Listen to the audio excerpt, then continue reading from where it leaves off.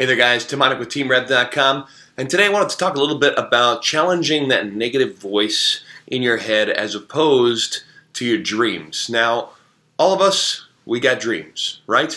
You know, some of us, when we're kids, it's a lot easier. We have dreams, we have no perceived limitations, and so anything we want to be, anyone we want to think about accomplishing in our lives, we just go for it, man. We have wild imaginations, and nobody can tell us anything else. But as life goes on, you know, reality set in, certain challenges come to pass, we start to see the competition levels, and some of those dreams that we had, whatever they were, maybe we wanted to be a pro athlete or a successful business person or, you know, what have you, those things start to seem further out of reach, and so we start to dumb down our expectations. And I feel a lot of our expectation dumbing down, you know, we could say, a lot of people say it can come from society or it can come from the people around you telling you, oh, you can't do that. A lot of negative naysayers, and there's a lot of truth to that. But one of the most detrimental forces in our development and in what we're ultimately capable of is that negative voice in our own heads. And I know this from some pretty serious experience from dealing with self-esteem issues in my own path. A lot of times I'd talk myself out of anything, even things that I could definitely have accomplished had I had a little bit more belief in myself. And that's why I want to challenge you today to question that negative voice in your head instead of the dreams.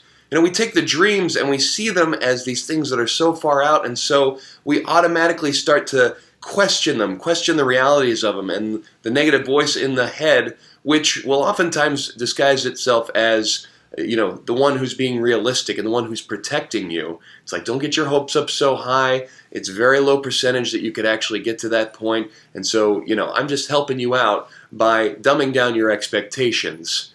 But that negative voice can be detrimental, not only to our self-esteem, but what we're ultimately capable of. And that's why I want to challenge you to question it, because why is that negative voice any more accurate and any more realistic than actually accomplishing your dreams?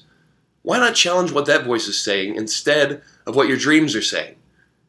I mean, which outcome would you rather have? The one that your negative voice is saying or the one that your dreams are calling you to? I think that's a pretty easy answer.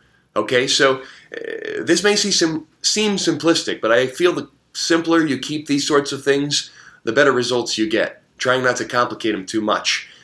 As you hear these sort of negative thoughts or anything that turns you away from moving towards your dream, I say question that. Take a moment to think about it. Write it down. Journal it out. Say, is this realistic? Is this something that's actually happening in my life? Or is this just an old thought pattern that I'm used to thinking? Is this something that I got from my parents or from my friends or from, you know, people in my life that told me this? Or is this just something that I created on my own to protect myself, to protect my own self-esteem? And is this even applicable to my life anymore?